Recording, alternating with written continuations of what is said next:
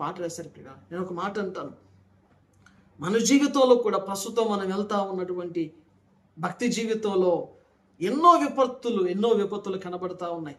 బయట దేశాల్లో ఉన్న వాళ్ళు చాలా సాఫ్ట్గా బతుకుతా ఉన్నారు, చాలా స్మూత్గా బతుకుతా ఉన్నారు. ఏ ఇబ్బందులు వాళ్ళకి లేవు, ఏ ఇబ్బందులు లేవు.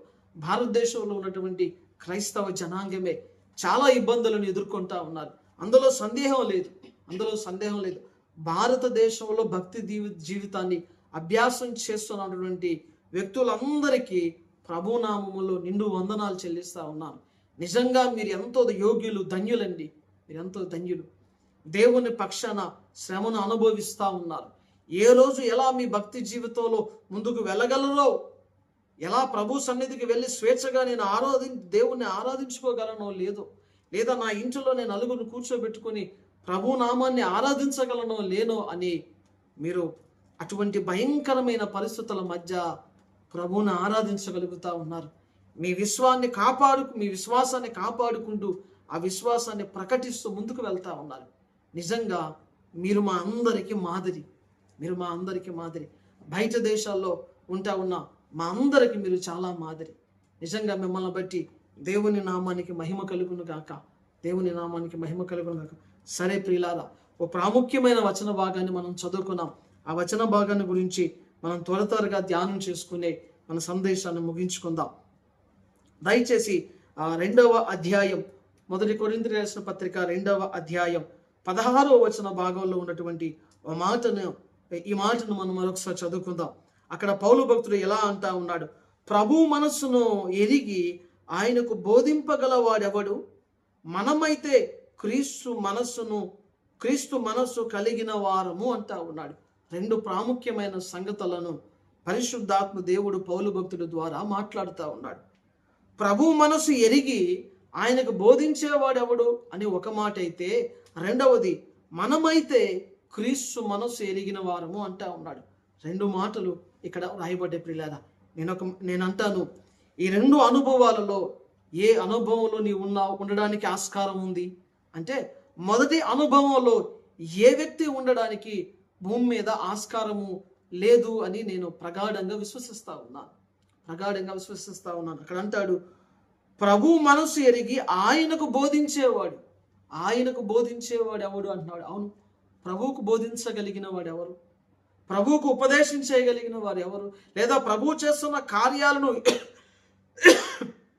ఎరిగి, అయ్యా నువ్వు చేస్తున్న కార్యాలు మంచిగా అనిపించట్లేదు, జ్ఞానయుక్తంగా అనిపించట్లేదు, నువ్వు అలా ఆలోచన చేయడం మంచిది కాదు, లేదా అలా పని చేయడం మంచిది కాదు అని ప్రభువుకి ఆలోచన చెప్పేవాడు లేదా ప్రభువుకి బోధించేవాడు ఎవడన్నా ఉన్నాడా అని ఆయన అంటా ఉన్నాడు ప్రియులారా. ఈ మాట గురించి ఎక్కువగా ధ్యానించుకోవడానికి ప్రస్తుతానికి నేను ఇష్టపడట్లేదు, కానీ ప్రభు చిత్తం అయితే మరి ఎప్పుడైనా ఆలోచించేద్దాం. ప్రభువుకి నిజానికి మనం ఆలోచనిస్తే యోబు గ్రంథంలో, కీర్తన గ్రంథంలో ఈ మాటలు ఎలాగ రాయబడతాయి? ఆయనకు ఆలోచన చెప్పువాడు ఎవడు అనే మాట కూడా వ్రాయబడి ఉంది. ప్రభువుకు ఆలోచన చెప్పేవాడు ఎవడన్నా ఉన్నాడా? యోబు గ్రంథంలో స్పష్టంగా అంటాడు. ప్రభువుకు ఆలోచన చెప్పేవాడు ఎవడు? ప్రభువుకు మాటలు అందించేవాడు ఎవడు లేడు. అది సాధ్యము కాదు. జ్ఞానానికి మితి కలిగిన వాడు మనిషి. ఆయన అనంత జ్ఞాని అయిన దేవుడిగా కొనియాడబడతా ఉన్నాడు. అనంత జ్ఞాని అనగా జ్ఞానానికి పరిమితి లేనివాడు అని దాని అర్థం. మనం సేవించే దేవుడు అనంత జ్ఞాని అయినవాడు. ఆయనకు మనం ఏమని ఉపదేశిస్తామండి? అయ్యో దేవుడు ఎందుకు ఇలా చేశాడు అని మనం అనుకుంటామేమో తప్ప, ఇది రైట్ రాంగ్ అని ఆయనకు బోధించగలిగిన స్థితిలో కానీ, ఆయనకు ఆలోచన చెప్పే స్థితిలో కానీ మనం లేము అన్న సంగతిని మనం జ్ఞాపకం పెట్టుకోవాలి. మంచిది ప్రియులారా. అయితే ఈ 2వ మాట చాలా ప్రాముఖ్యమైన మాట. ఈ 2వ మాటలో పౌలు భక్తుడు అంటాడు, మనమైతే క్రీస్తు మనస్సు కలిగిన వారము అంటా ఉన్నాడు. ఈ మాట మీద మనం ఈ ఉదయకాల సమయాన మన దృష్టిని పెడదాన్ని ప్రియులారా. దేవుడు ఈ మాట ద్వారా మనతో మాట్లాడును కాక. ఇప్పుడు నేను అంటాను, మనమైతే అన్నాడు అంటే మొదటి వచనం 2వ ఈ ప్రారంభపు వచనానికి కొంత లింక్ ఉన్నట్లుగా కనబడతా ఉంది. నేను లేదనట్లేదు. అయితే ప్రస్తుతానికి ఆ మాటను కొంచెం సేపు పక్కన పెడితే ఈ మాటనే మనం ఆలోచించేద్దాండి. ఏమంటా ఉన్నాడు? మనమైతే క్రీస్తు మనసు కలిగిన వారము అంటా ఉన్నాడు. నేను ఒక మాట ఈ ఉదయకాల సమయంలో పౌలు భక్తుడు తనతో పాటు ఉన్న కొరింథీ సంఘాన్ని, తన ఎదుట ఉన్న కొరింథీ సంఘంతో కలిపి పలుకుతా ఉన్న మాట ఏమిటి? మనము క్రీస్తు మనసు కలిగిన వారము అంటా ఉన్నాడు. క్రీస్తు మనసు కలిగిన వారము. నేను ఒక మాట అడుగుతా ఉన్నాను, ఈ ఉదయకాల సమయంలో మనము ఈ మాటను పలకగలమా? నేను క్రీస్తు మనసు కలిగిన వాడని అని మనం పలకగలమా? లేదా ఒక సంఘ కాపరి, ఓ నాయకుడు తనను వెంబడిస్తూ ఉన్నటువంటి ప్రజలను, తనను వెంబడిస్తూ ఉన్నటువంటి విశ్వాసులను కలుపుకొని వారందరి ముందు ఈ మాట పలకగలడంటారా? మనమైతే క్రీస్తు మనసు కలిగిన వారము అని పలకగలడా అంటే ఆ మాట సందేహంగానే ఉండిపోతుంది ప్రియులారా.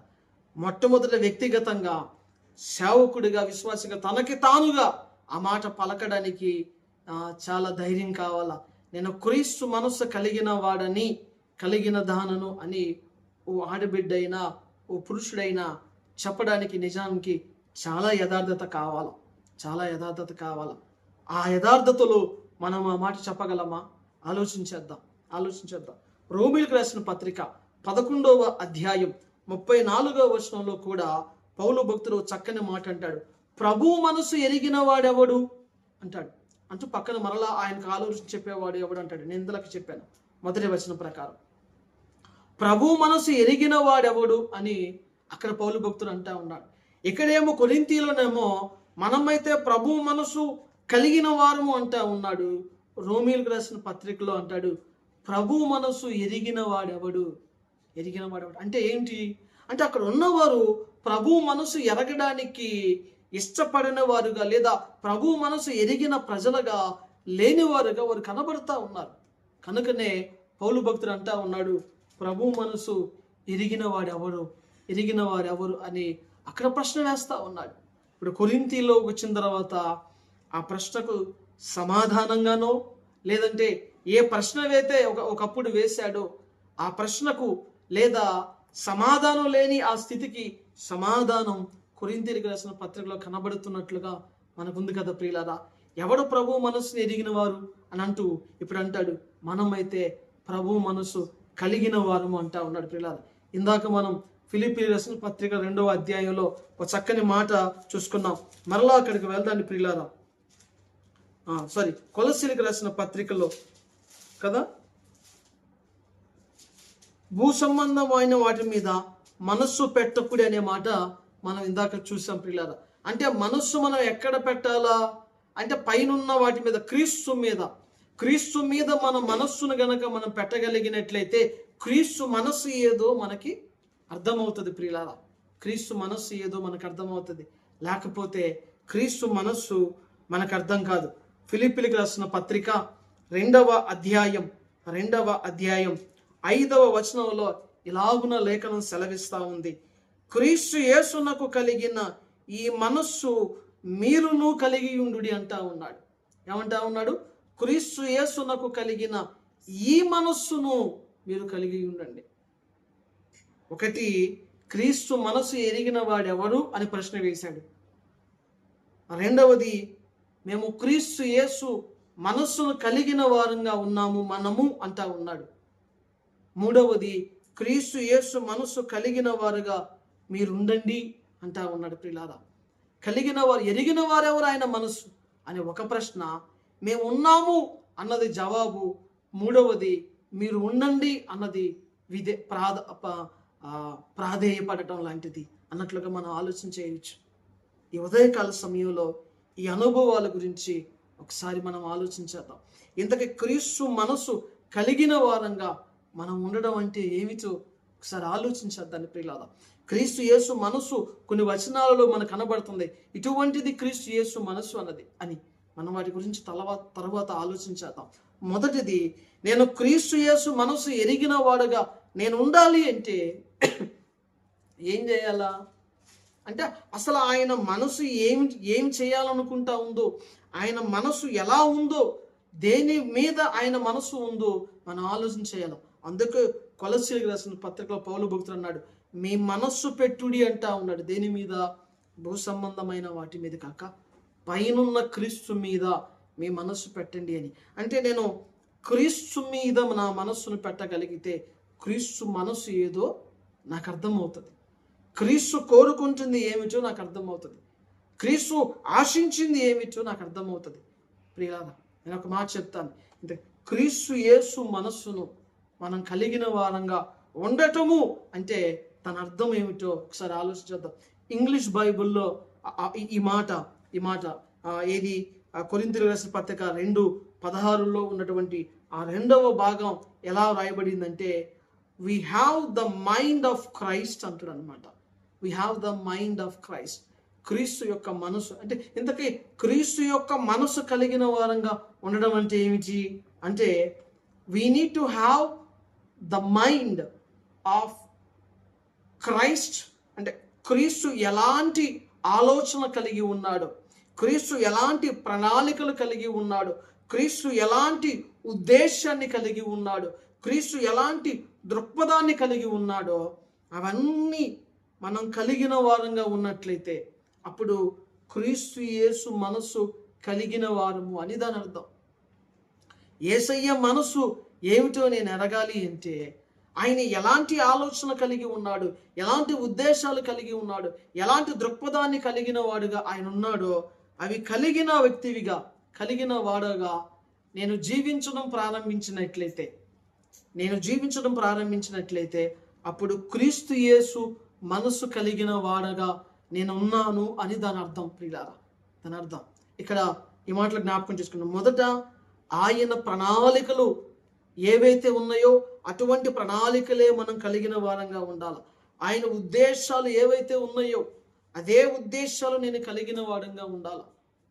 ఆయన ఎటువంటి దృక్పథాన్ని, ఒక పని చేసే విషయంలో ఎటువంటి దృక్పథం కలిగి ఉన్నాడు అటువంటి దృక్పథం నేను కలిగిన వాడుగా, కలిగిన దానగా నేను ఉన్నట్లయితే ప్రియులారా అప్పుడు నేను క్రీస్తు యేసు మనస్సు కలిగిన వారంగా ఉంటాం. ప్రియులారా, నేను ఒక మాట అంటాను, యేసయ్య కలిగిన మనస్సు ఎటువంటిదో కొన్ని విషయాలలో మనం మీకు జ్ఞాపకం చేయాలని నేను ఆశపడతా ఉన్నాను.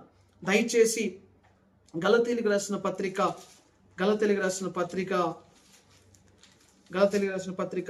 4వ అధ్యాయం 4వ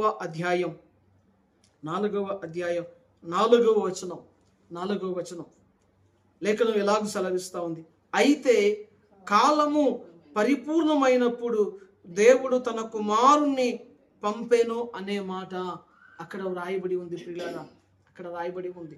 దేవుని ఉద్దేశములు, దేవుని ప్రణాళికల గురించి మనం మాట్లాడుతూ ఉన్నాం.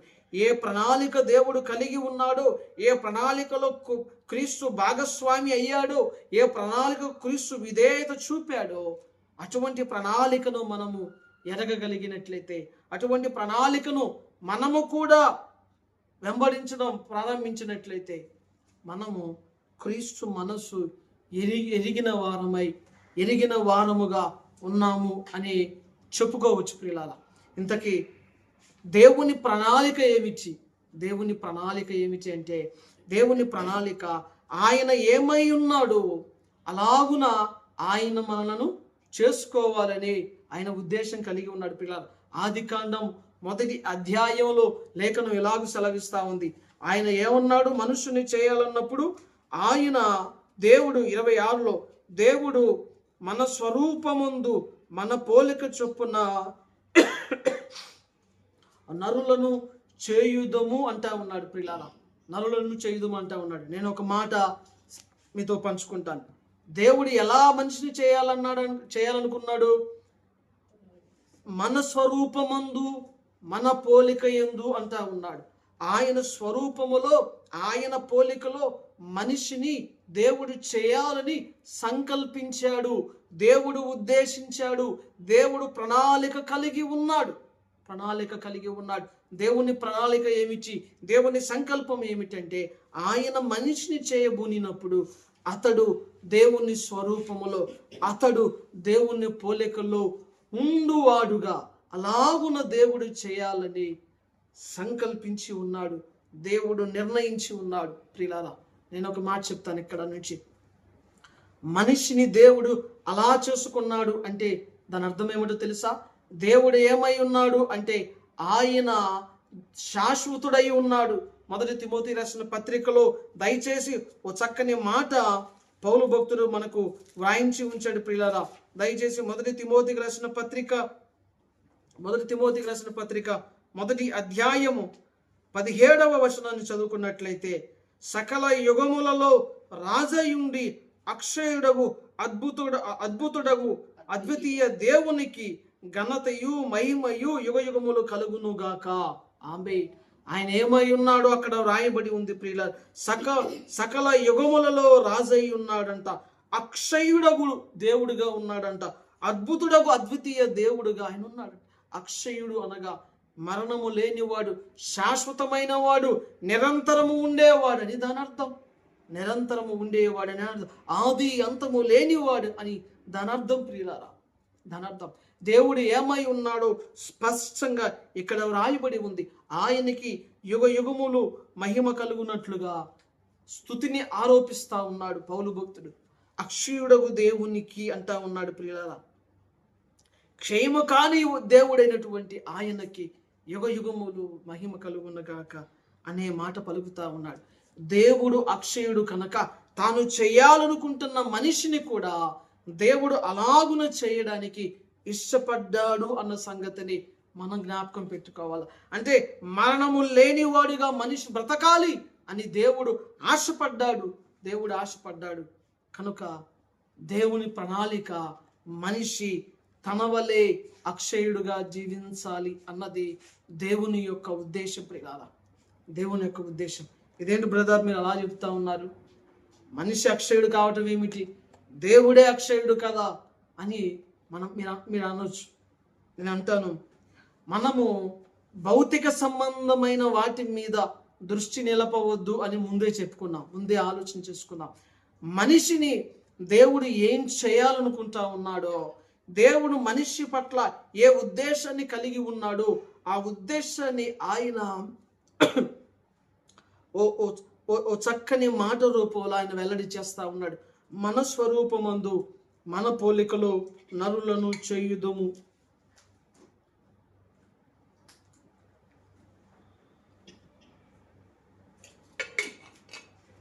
నరులని చేయుదుము అని అంటా ఉన్నాడు పిల్లరా.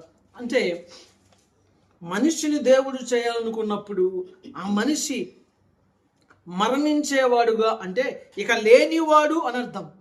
భూ సంబంధంగా మానవరీత్యా మరణించడం అనగా ఇక లేడు అని దాని అర్థం. ఇక లేడు, ఈ భూమి మీద అతడు శరీరధారిగా లేడు అని మానవుని భాషలో, మానవుని కోణములో దాని అర్థం మరణించడం. నేను ఒక మాట చెప్తాను, దేవుని కోణములో మరణించడం అంటే అదా కాదు. ఈ దేహము మట్టిలోకి వెళ్ళిపోయిన తర్వాత ఇక మరణించడానికి అవకాశం లేనిది ఒకటి ఉంది కదా. ఏమిటది? ఆత్మ. ఈ ఆత్మకు మరణం లేదు. ఈ ఆత్మ ఏం చేయబడుతుందంటే మరలా ప్రభువు న్యాయపీఠం దగ్గరకు వెళ్ళిపోతుంది. అది మరణించకుండా అది క్షేమముగా ఉండాలో, యాతన పడాలో అనుభవాలు ఉన్నాయి. ఆ అనుభవాలలోనికి అది వెళ్ళిపోతుంది. కానీ దేవుని యొక్క ఉద్దేశం ఏమిటి అంటే, అక్షయుడైన దేవుడు తాను మనిషిని చేయాలనుకున్నప్పుడు మనిషిలో దేవుడు పెట్టాలనుకున్న ఆ జీవ ఆత్మ, మనిషికి దేవుడు ఇవ్వాలనుకున్న తన ఆత్మ, జీవింపు చేసే ఆత్మ, అది నిరంతరము నిలిచి ఉండేదిగా దేవుడు ఇష్టపడ్డాడు ప్రియులారా. దేవుడు ఇష్టపడ్డాడు. ఆయన ఆత్మ అయి ఉన్న దేవుడు మనమందరం ఎరుగుదాం ప్రియులారా. దేవుని ఆత్మ మరణము లేనిది, ఆయన ఆత్మ మరణము లేనిది. ఈ మాట అంటమే చాలా వరకు ఒక రకంగా తప్పిదం. అర్థం కావడం కొరకే నేను ఈ మాట చెప్తా ఉన్నాను ప్రియులారా. దేవుడు ఎలా అక్షయుడుగా ఉన్నాడు, తాను చేసుకోవాలనుకున్న మానవాళిని కూడా దేవుడు అక్షయులుగానే చూడాలా. వారు మరణము లేని వారుగా, ఆత్మ మరణము లేనిదిగా దేవుడు చూడాలని కోరుకుంటా ఉన్నాడు. అయితే నేను ఒక మాట చాలా జాగ్రత్తగా చెబుతా ఉన్నాను. ఈ మాటని, మనిషి అక్షయుడు అవుతాడు అన్నది భౌతిక సంబంధంగా సాధ్యము కానే కాదు. ఇది ఘంటాపదంగా నేను చెప్తా ఉన్నాను. ఈ మాటను మరిచిపోయి రెండవ మాటను పట్టుకొని వితండవాదం చేయొద్దండి. నేను క్లియర్గా చెప్తా ఉన్నాను. గాడ్స్ ప్లాన్, గాడ్స్ ప్లాన్ ఏమిటి అంటే, మనిషిని దేవుడు చేయాలనుకున్నప్పుడు దేవుడు వారిని ఎక్కడ ఉంచాలని అనుకుంటా ఉన్నాడు? ఈ భూమి మీదనే బ్రతికినంతకాలం బ్రతికి చనిపోవాలన్నది దేవుని ఉద్దేశమా? కాదు కదా, కాదు కదా. మనమందరం ఏం చేయాలా?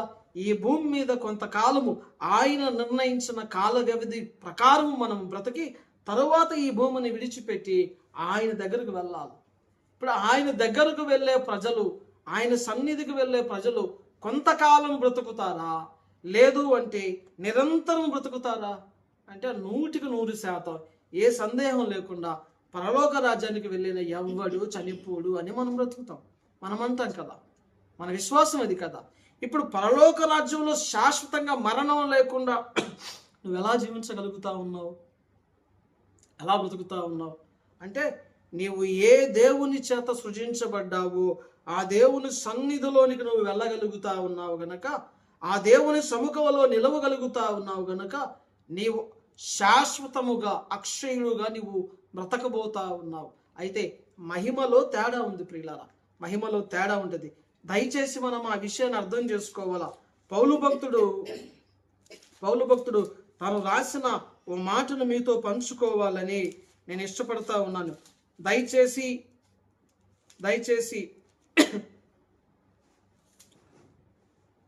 మొదటి తిమోతికి రాసిన పత్రిక 6వ అధ్యాయం 16వ వచన భాగంలో ఇలాగనూ లేఖనం సెలవిస్తా ఉంది. సమీపింపరాని తేజస్సులో ఆయన మాత్రమే నివసించుచు అమరత్వము గలవాడే ఉన్నాడు. మనుషులలో ఎవడునో ఆయనను చూడలేదు, ఎవడును చూడనేరడు అంటా ఉన్నాడు పిల్లలు. ఎవరు సమీపింపరాని తేజస్సులో ఆయన మాత్రమే నివసించుచు అమరత్వము గలవాడే ఉన్నాడు అంటా ఉన్నాడు. ఎవ్వరు సమీపింపరాని తేజస్సులు అంటా ఉన్నాడంటే ఏమిటి దాని అర్థం? ఎవ్వరు అంటే పరలోక రాజ్యంలోనికి వెళ్ళిపోతున్న మనము, పరలోక రాజ్యంలో ఉన్న దేవదూతలు కూడా ఎవ్వరూ సమీపింపరని తేజస్సులు ఆయనే ఉన్నాడంటే దాని అర్థం ఏమిటి అంటే వేరియేషన్స్ ఉన్నాయి అనే దాని అర్థం. Definitely there is a variations. ఈ మాటను మనం కొంచెం అర్థం చేసుకోవాలి. అంటే ఇప్పుడు మనం అందరము మరి పరలోకానికి వెళ్తామని అనుకుంటా ఉన్నాం కదా. ఆయన వచ్చి మన అందరిని ఎక్కడ తీసుకుని వెళ్తాడు? మరలా పరలోకానికి తీసుకుని వెళ్తాడు అంటా ఉన్నాం కదా. మరి ఎవరు సమీపింపరని తేజస్సుతో కూడినదే పరలోకం అయితే మనం ఎక్కడ ఉంటాం? మరి మనం ఎక్కడ ఉంటాం? మనం పరలోకంలోనే ఉంటాం అన్నది మన ఆలోచన కదా, మన భక్తి యొక్క ఒక నిర్దిష్టత కదా. మరి ఎక్కడికి వెళ్తాం అంటే అక్కడ వ్యత్యాసం ఉంది. అక్షయుడు అనే పదంలో కూడా కొన్ని వ్యత్యాసాలు ఉన్నాయి పిల్లలు, కొన్ని వ్యత్యాసాలు. స్థాయిని బట్టి, స్థాయిని బట్టి ఆ మాటను మనం అర్థం చేసుకోవాలి. పలికినటువంటి దాని భావాన్ని మనం గ్రహించాలి. దేవుడు తన పోలికలో తన స్వరూపములో నరులను చేసుకొను అనగా ఆయన మరణము లేనివాడుగా ఎలా ఉన్నాడో ఆ మరణము లేనివాడే మానవుని కొరకు ఎలా మరణాన్ని అనుభవించవలసి వచ్చిందో ఈ అనుభవాలన్నిటిని మనం జాగ్రత్తగా అర్థం చేసుకోవాలి. మంచిది ప్రియులారా, మూల సందేశానికి మనం వెళ్దాం. క్రీస్తు తండ్రి అయిన దేవుడు ఆది యందు తాను మానవులను చేయబూనినప్పుడు, క్రీస్తు లేదా మానవులను చేయబూనినప్పుడు, తత్వమైన దేవుడు మానవులను చేయబూనినప్పుడు వాళ్ళని పలికిన రీతిగా ప్రభునందు ప్రియులారా మనమందరము అక్షయులుగా బ్రతకాలన్నది దేవుని ప్రణాళిక. అయితే ఏమైపోయింది అంటే మానవాళిలో మొట్టమొదటి వాడైనటువంటి ఆదాము చేసినటువంటి అవిధేయత వలన అతడు జీవించుటకు అవకాశాన్ని కోల్పోయినాడు. శాశ్వతంగా జీవించే అవకాశాన్ని కోల్పోయాడు. మరలా శాశ్వతంగా జీవించడానికి అవకాశం ఉన్న దానిని దేవుడు అతని దగ్గర నుంచి తీసివేశాడు. మీరు ఆదికాండం 3వ అధ్యాయం చదువుకుంటే మీకు అర్థమవుతుంది పిల్లారా. అంటే దేవుడు శాశ్వతంగా మనిషి బ్రతకాలా, జీవించాలా అన్నది ఆయన ప్రణాళికలో ఒక భాగం. అందుకే ఆయన తన ఆలోచనలు అన్నిటినీ చేయాలనుకున్నప్పుడు మనకు లేఖనం పదే జ్ఞాపకం చేసుకునే మాట ఏమిటంటే, జగత్తు పునాది వేయబడక మునిపే వధింపబడిన గొర్రెపిల్లగా ఆయన గురించి లేఖనం మనకు సెలవిస్తా ఉంది. జగత్తు పునాది వేయబడక మునిపే, జగదుత్పత్తి మొదలుకొని వధింపబడిన గొర్రెపిల్ల అంటూ క్రీస్తుని గురించి లేఖనం మనకి జ్ఞాపకం చేస్తుంది. అంటే ఈ జగత్తు అనే దానికి ఓ ప్రారంభపు రాయి పునాది వేయడము దేవుడు చేయాలని అనుకుంటున్న ఆ ఆలోచనకు మునుపే ఈ కార్యమంతా దేవునిలో జరిగిపోయింది. ఈ కార్యానంతా దేవుడు యోచించిన వాడిగా ఉన్నాడు. ప్రియులారా, మంచిది. మనం ఇప్పుడు ఆ కోణంలోనికి వెళ్ళిపోవద్దు. ప్రాముఖ్యమైన మాట నేను జ్ఞాపకం చేయాలనుకుంటున్నాను. దేవుని మనస్సు ఏమిటి అంటే, భూమి మీద తాను చేస్తున్నటువంటి వ్యక్తి అక్షయుడుగా బ్రతకాలి అన్నది దేవుని యొక్క ఉద్దేశం. అతను ఎక్కడ అక్షయుడుగా బ్రతకాలా? ఈ భూమి మీద అంటే భూమి మీద కాదు. అతడు అక్షయుడుగా బ్రతకాలి అంటే దేవుని చేత సృజించబడతా ఉన్న వ్యక్తి అక్షయుడుగా బ్రతకాలి అన్నది దేవుని ప్రణాళికలో ఒక భాగము. ఆ ప్రణాళికలో భాగాన్ని అపవాది కుయుక్తిగా మోసం చేసి మనిషిని ఆ ప్రణాళికలో నుంచి తప్పించిన వాడిగా ఉన్నాడు. దేవుని ప్రణాళికను భగ్నం చేయడానికి అపవాది ప్రయత్నించిన వాడిగా ఉన్నాడు. కొంతవరకు వాడు సఫలత చెందిన వాడిగా వాడు అనుకుంటా ఉన్నాడు పిల్లరా. కానీ దేవుని విశ్వ ప్రణాళికలో ఇది చాలా చిన్నపాటి ప్రభావం మాత్రమే వాడు చూపగలిగాడు. అయితే ఇప్పుడు నేను ఆ డాక్టర్లను కూడా వెళ్ళను. ఒక ప్రాముఖ్యమైన మాట చెప్పి నేను ముందుకు వెళ్తాను. దేవుడు మనిషిని ఏం చేయాలనుకున్నాడు అంటే తన పోలికలో తన స్వరూపంలో చేయాలనుకున్నాడు. వాడు తన వలె తన సన్నిధిలో నిరంతరము నివసించేవాడుగా అక్షయుడుగా నాతో పాటు నా సన్నిధిలో ఉండాలా అన్నది దేవుని ప్రణాళిక. ఇప్పుడు ఆ ప్రణాళిక కొంత మటుకు చెదిరిపోయింది, పాడైపోయినట్లుగా మనకు కనబడతా ఉంది. పాడైపోయిన ఆ ప్రణాళిక విషయంలో దేవుడు దిద్దుబాటు చేయాలనుకున్నాడు. ఇప్పటిదాకా నేను చెప్పిన ఈ సందేశం, ఈ మాటలన్నీ దేనికి తెలుసా? మనం గలతీయులకు రాసిన పత్రికలో మనం చదువుకున్నాం కదా, ఏమని? కాలము సంపూర్ణమైనప్పుడు దేవుడు తన కుమారుని పంపెను. ఈ మాటలన్నీ ఏమిటో తెలుసా? దేవుని ప్రణాళికలో ఒక శ్రేష్టమైన స్థితిలో మానవుడు బ్రతకాలి, మానవుడు ఉండాలి అన్నది దేవుని యొక్క ఉద్దేశం. ఆ ప్రణాళికను కొంత శత్రువైనటువంటి అపవాది భగ్నం చేసిన వాడిగా కనబడుతూ దేవుని ప్రజలు ఎక్కడ ఏ దేవుని సన్నిధిలో శాశ్వతంగా వారు నివసించాలో ఆ శాశ్వత స్థలంలో కాకుండా మరొక స్థలంలోనికి ప్రజలు వెళ్ళిపోయేలాగున వాడు తన కుయుక్తి ద్వారా కార్యాన్ని జరిగిస్తే ఆ కార్యాన్ని దేవుడు తిరిగి దిద్దుబాటు చేయడానికి పూనుకున్నప్పుడు జరిగినటువంటి ఓ శ్రేష్టమైన కార్యమే కాలము పరిపూర్ణమైనప్పుడు ఆయన తన కుమారుణ్ణి పంపెను అనే మాట మనకు కనబడతా ఉంది. ప్రియులారా, మనకు కనబడతా ఉంది. నేను ఒక మాట అంటాను, ఆయన తన కుమారుని ఎప్పుడు పంపాడంట? కాలము సంపూర్ణమైనప్పుడు తన కుమారుని పంపెను అంటా ఉన్నాడు. దేని కొరకు? మొదటి యోహాను రాసిన పత్రిక దయచేసి మొదటి యోహాను రాసిన పత్రిక 4వ అధ్యాయం 10వ వచనంలో లేఖనం ఎలాగూ సెలవిస్తా ఉంది.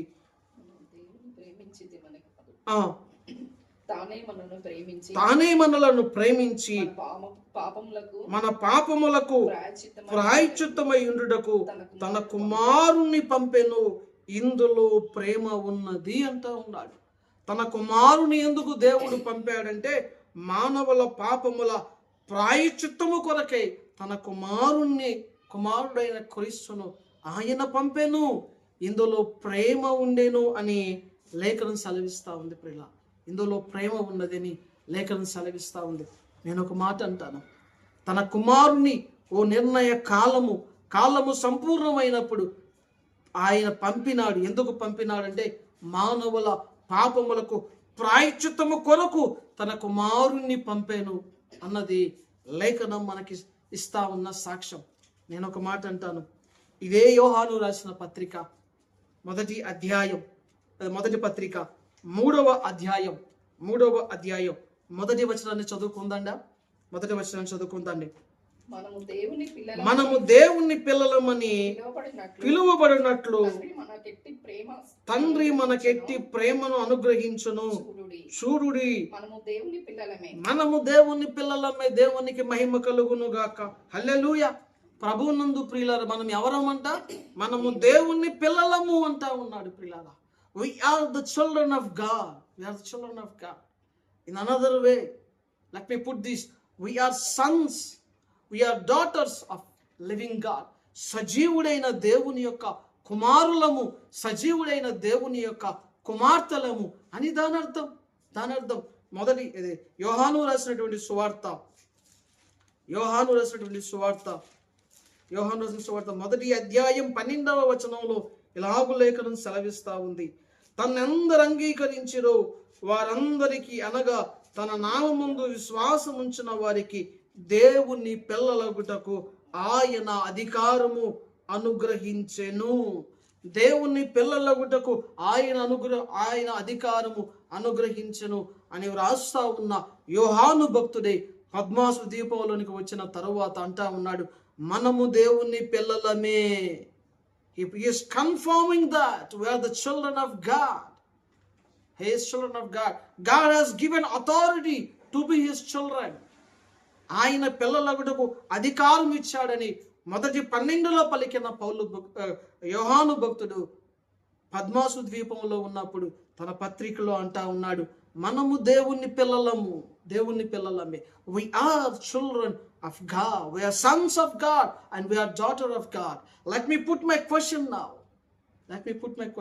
ఆయన కాలము సంపూర్ణమైనప్పుడు తన కుమారుని అనేకుల పాపముల ప్రాయశ్చిత్తం పంపినట్లుగా ఆయన కుమారుడిగా, ఆయన కుమార్తెగా పిలువబడతా ఉన్న నిన్ను కూడా ఆయన పంపాలని ఆశపడతా ఉన్నాడు. అనేకులు పాపములకు ప్రాయశ్చిత్తము కలుగునట్లుగా, క్రీస్తు రక్తము ద్వారా పాపములకు ప్రాయశ్చిత్తం కలుగునట్లుగా, క్రీస్తు నామము ద్వారా అనేకులు విడిపించబడినట్లుగా దేవుడు నిన్ను పంపాలని ఆయన ఆశ కలిగి ఉన్నాడు.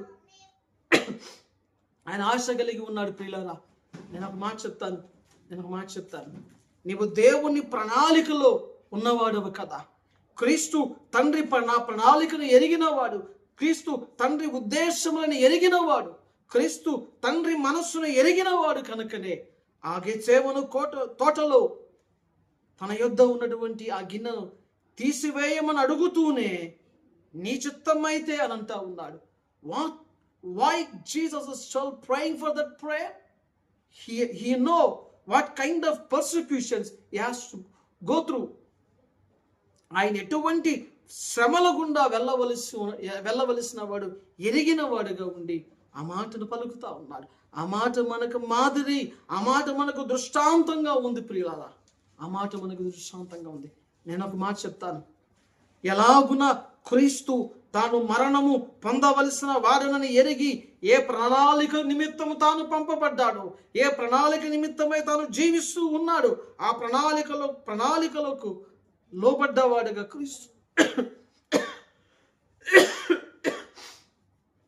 క్రీస్తు ఉన్నట్లుగా ప్రభునందు ప్రియులారా, నీవెలా ఉన్నావు? నీవు ఆయన కుమారుడు కదా, ఆయన కుమార్తె కదా. ఒకప్పుడు కాలం సంపూర్ణమైనప్పుడు తన కుమారుడైన క్రీస్తును ఈ లోకానికి పంపి మానవుల పాపములకు ప్రాయశ్చిత్తాన్ని కలగచేశాడు. తన కుమారుడి రక్తాన్ని శిలువలో కార్చి, తన కుమారుని శిలువలో మేకులతో కొట్టడానికి ఇష్టపడిన దేవుడు, తన కుమారుడు మరణమును అనుభవించడానికి ఇష్టపడిన దేవుడు తన ఆ ప్రణాళికలో నిన్ను కూడా భాగస్వామిగా చేయాలని దేవుడు ఇష్టపడతా ఉన్నాడు. Let me put my words like this, brother. God has a plan to redeem the mankind.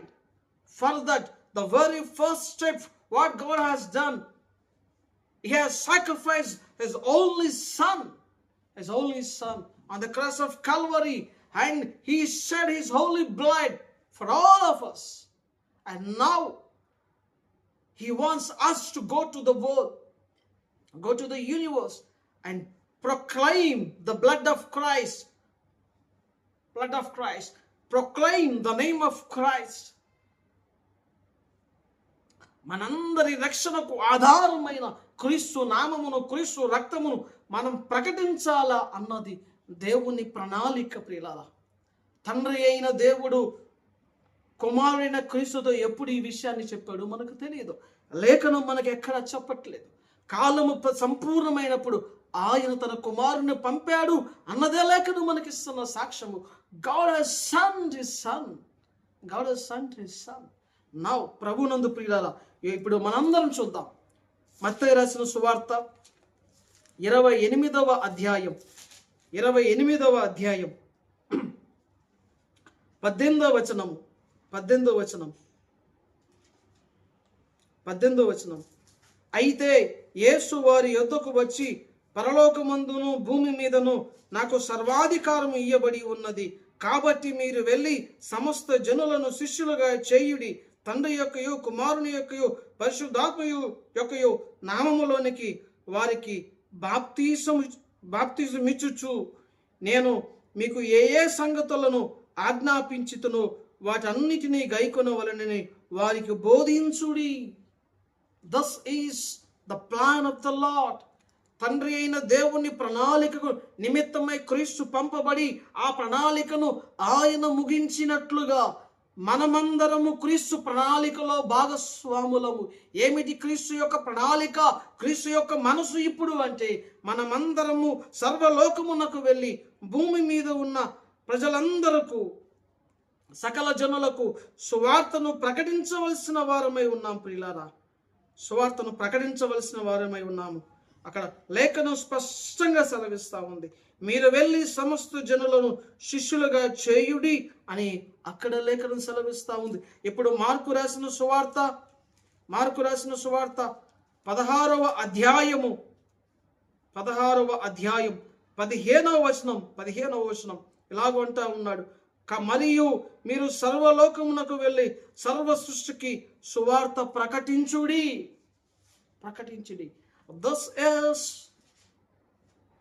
the plan of the Lord. ఇది దేవుని యొక్క ప్రణాళిక ప్రియులారా, ఇది దేవుని యొక్క ఉద్దేశం, ప్రియులారా, దేవుని యొక్క ఉద్దేశం. This is the perspective of the Lord. ఇది దేవుని యొక్క ఉద్దేశం, దృక్పథం ప్రియులారా. ఏమిటి అంటే తనను వెంబడిస్తున్న శిష్యులను ఆయన తండ్రి యొక్క ఉన్నతమైన ప్రణాళికలో భాగముగా, ఆ ప్రణాళికలో మొట్టమొదటి నెరవేర్పుగా ఆయన పంపబడి ఆయన చేయవలసిన ఆ పవిత్రమైన యజ్ఞాన్ని, పవిత్రమైన బలిని, పవిత్రమైన మరణాన్ని తన పవిత్రమైన రక్తము ద్వారా జరిగించినాడు. He has fulfilled. ఇప్పుడు ఆ ప్రణాళికలో భాగంగానే, దేవుని ప్రణాళికలో భాగంగానే ఆయన అంటా ఉన్నాడు, భూమి మీదను పరలోకమందును నాకు సర్వాధికారము ఇవ్వబడ్డది అంటా ఉన్నాడు. ప్రియులారా, సర్వాధికారం ఇవ్వబడ్డది. ఆ అధికారము కలిగిన దేవుడు కోరుకుంటున్నది ఏంటో తెలుసా? He wants to send you and me to this world and preach the gospel. వారికి మనము సువార్తను ప్రకటించే వ్యక్తులుగా మనం మార్చబడాలా అన్నది దేవుని యొక్క ఉద్దేశం. Let me put this words like this. దయచేసి ఇదే నెక్స్ట్ ఉన్నటువంటి సువార్త, లూకా రాసిన సువార్త 10వ అధ్యాయం 3వ వచనం. ఈ మాట మిగతా సువార్తల్లో కూడా ఉంది ప్రియులారా, అయితే నేను ఈ మాటను చదవాలని ఇష్టపడతా ఉన్నాను. అటు తరువాత ప్రభు 70 మంది ఇతరులను నియమించి తాను వెళ్ళబోవు ప్రతి ఊరికి ప్రతి చోటుకుని తనకంటే ముందు ఇద్దరిద్దరిగా పంపినప్పుడు ఆయన వారితో ఇట్లనెను, కోత విస్తారముగా ఉంది గాని పనివారు కొద్ది మందియే, కాబట్టి కోత యజమానుణ్ణి తన కోతకు పనివారిని పంపమని వేడుకొనిడి, మీరు వెల్లుడి అనే మాట వ్రాయబడ్డది. ప్రభునందు ప్రియులారా, దేవుని యొక్క ప్రణాళిక ఏమిటి అంటే పంపబడము. ఎక్కడ సువార్త అందించబడలేదో, ఎక్కడ కోత విస్తారంగా ఉందో ఆ కోతను కోయడానికి పని వారిని పంపటము దేవుని యొక్క ప్రణాళిక, దేవుని యొక్క మనస్సు ప్రియులారా, దేవుని యొక్క మనస్సు. నేను ఒక మాట చెప్తాను. దేవుని మనస్సు ఎరిగిన వాడగా నేనున్నాను అని నువ్వు చెప్పుకోవాలంటే దేవుని మనస్సు ఏమిటంటే తండ్రి అయిన దేవుని కుమారుడైన క్రీస్తు తండ్రి అయిన దేవుని యొక్క మనస్సును మనస్సులో ఉన్నటువంటి ప్రణాళికలను నెరవేర్చడం కొరకు తాను పంపబడ్డవాడిగా ఉన్నాడు. ఆ ప్రణాళికకు తన్ను తాను అప్పచెప్పుకున్నవాడిగా ఉన్నాడు. ఆ ప్రణాళిక నిమిత్తమై తాను ప్రాణం పెట్టినవాడుగా ఆయన ఉన్నాడు. ప్రియులారా, క్రీస్తు మనస్సు ఇది. తండ్రి అయిన దేవునితో ఉండుట విడిచిపెట్టకూడని భాగ్యమని ఎంచుకొనక అని ఫిలిప్పీయులకు రాసిన పత్రిక సెలవిస్తూ ఉంది. ఎందుకు అంటే తాను క్రీస్తు, తాను తండ్రితో ఉండడం మాత్రము కాదు, తాను తండ్రి చేత పంపబడబోతా ఉన్నాడు కనుక నేను ఒక దినాన వెళ్ళాలా. I have to go. I must go. This is the desire of the Christ. ఇది క్రీస్తు యొక్క మనస్సు, క్రీస్తు యొక్క ఉద్దేశము. నేను వెళ్ళాలా, because I have to go, because that is my Father's desire. నా తండ్రి ఉద్దేశము మానవులను పాపముల నుంచి వారి కొరకే ప్రాయశ్చిత్తముగా నేను పంపబడము నా తండ్రి ఉద్దేశం కనుక నేను ఇక్కడే ఉండాలనుకోవటం కాదు. I don't want to stay here. I don't want to live this glory అని అనుకోలేదు ఆయన. I have to sacrifice. I need to leave this place and I have to go where my Father wished to send to me. నన్ను ఎక్కడికి పంపాలని నా తండ్రి అనుకుంటా ఉన్నాడు. ఆ స్థలమునకు నేను వెళ్ళాలా అన్నది క్రీస్తు మనస్సు. కెన్ వి సే నౌ, మనమైతే క్రీస్తు మనసు కలిగిన వారము అని పౌలు భక్తుడు అంటా ఉన్నాడు కదా. Am I having this mind? Am I ready to go where he sends? ఆ దేవుని ఉన్నత ప్రణాళికలో మానవులందరూ పాపముల ప్రాయశ్చిత్తం కలగడానికి నేను వెళ్ళాలా అని క్రీస్తు ఇష్టపడినట్లుగా, క్రీస్తు తను తాను లోబరుచుకున్నట్లుగా ఇప్పుడు ఆయన భూమిని విడిచి వెళ్ళాలనుకున్నప్పుడు తను సిద్ధపరుచుకున్న శిష్యులతో ఆయన మాట్లాడుతూ ఉన్నాడు. Why Christ is giving this instruction or giving this command అంటే మనకు అప్పుడు అర్థం కాదు. ఎందుకు యేసు ప్రభువు ఇలా పంపాలనుకుంటా ఉన్నాడంటే గలతీయులకు రాసిన పత్రిక ద్వారా పరిశుద్ధాత్మ దేవుడు మనకు జ్ఞాపకం చేస్తూ ఉన్నాడు. కాలము పరిపూర్ణమైనప్పుడు తండ్రి చేత కుమారుడు పంపబడినట్లుగా ఇదిగో ఒక కాలము రానున్నది. ఆ కాలము వచ్చినప్పుడు ఆయన బిడ్డలైనటువంటి మనం అందరము పంపబడవలసిన వారంగా ఉండవలసిన వారంగా ఉన్నాం అన్న సంగతిని లేఖనాల ద్వారా దేవుడు జ్ఞాపకం చేస్తూ ఉన్నాడు.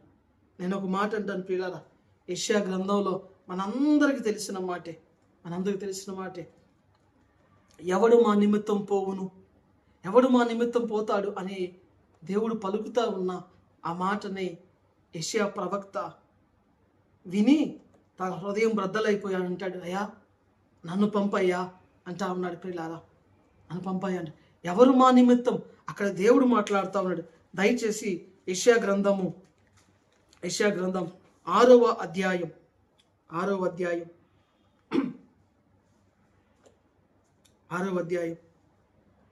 అప్పుడు నేను ఎవరిని పంపేదను, మా నిమిత్తము ఎవడు పోవునని ప్రభువు సెలవీయగా వింటిని అంటా ఉన్నాడు. నేను ఒక మాట అంటాను, దయచేసి ఈ మాట చాలా జాగ్రత్తగా ఆలోచించేయండి. మొదటిది, నేను ఎవరిని పంపేదను అన్న మాట చాలా చక్కగా ఉంది. I want to send to redeem my people. చాలా బాగుంది. సింపుల్గా స్ట్రైట్ అవే మనకు అర్థమైపోతా ఉంది. నేను పంపాలనుకుంటా ఉన్నాను, ఎవరిని పంపాలా, ఎవరు వెళ్తారు అన్న కోణంలో దేవుడు మాట్లాడుతూ ఉన్నాడు అని మనకు అర్థమవుతా ఉంది. కానీ తర్వాత ఆయన అంటాడు, మా నిమిత్తము ఎవడు పోవును అంటా ఉన్నాడు.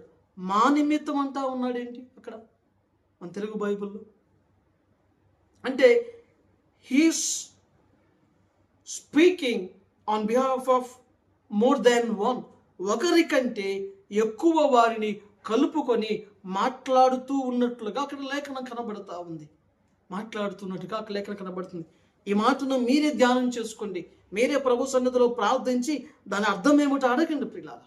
అయితే నేను ఒక మాట అంటాను, అక్కడ ప్రవక్త అయిన యెషయా దేవుని స్వరాన్ని విన్నప్పుడు నేను ఎవరిని పంపుతాను, ఎవరు మా నిమిత్తం వెళ్తారు అన్నప్పుడు యెషయా అంటా ఉన్నాడు, అంతటా నేను చిత్తగించుము, నేనున్నాను, నన్ను పంపుము అనే మాటనే ప్రవక్త అయిన యెషయా పలుకుతా ఉన్నాడు. ఎవరిని పంపాలా, నేను ఎవరిని పంపాలని దేవుడు చూస్తూ ఉన్నాడు. ఎవరు కనబడట్లేదు ఆయనకి, ఎవరు కనబడట్లేదు. మా నిమిత్తం ఎవరు వెళ్తారని దేవుడు హృదయపు వేదనను వెల్లని చేస్తూ ఉన్నాడు. అప్పుడు ఆ దేవుని హృదయపు వేదన విన్న ప్రవక్త అయిన యెషయా అంటా ఉన్నాడు, దేవా నన్ను పంపయ్యా, చిత్తగించుము, నేనున్నాను, నన్ను పంపుము అని ప్రవక్త అయిన యెషయా దేవుని హృదయపు వేదనను విన్నవాడుగా ప్రతిస్పందిస్తూ ఉన్నాడు. ఈ దినాన మీరు వెళ్ళండి అని ఆయన చెబుతా ఉన్నాడు.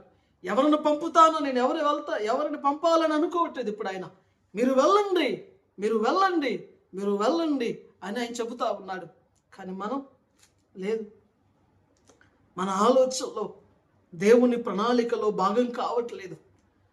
మనం క్రీస్తు మనసు ఎరిగిన వారము, కలిగిన వారు అనుకుంటా ఉన్నాం, కానీ క్రీస్తు మనసు ఏమిటో అర్థం చేసుకోవడానికి మనం ప్రయత్నించట్లేదు. క్రీస్తు మనసు ఏమిటో తెలుసుకోగలుగుతా ఉన్నాం, కానీ దాని ప్రకారం జీవించలేకపోతా ఉన్నాం. We don't have any right to say that I have the mind of Christ. I am running for the mind of Christ. క్రీస్తు మనసు కొరకు నేను పరిగెడతా ఉన్నాను అని చెప్పుకోవడానికి మనకి యోగ్యతే లేదు ప్రియులారా, మనకు అర్హతే లేదు. నేను ఒక మాట చెప్తాను, క్రీస్తు మనస్సు కలిగిన వారం అంటే ఏ ఉన్నతమైన ప్రణాళిక నిమిత్తము క్రీస్తు తండ్రి మనస్సు ఎరిగి ప్రవర్తించాడో అదే మనస్సు కలిగిన వారంగా అలాగునే మనం ప్రవర్తించడము, అప్పుడు మనం క్రీస్తు మనస్సును కలిగినట్లు అవుతుంది. ఒకవేళ ఆ మనస్సు నీకు లేకపోతే, ఆ మనస్సు నాకు లేకపోతే మనము దేవుని మనస్సును ఎరిగిన వారం కాదు.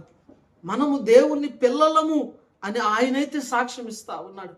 But we are not worthy to be called as the children of God. I'm really sorry to use these words.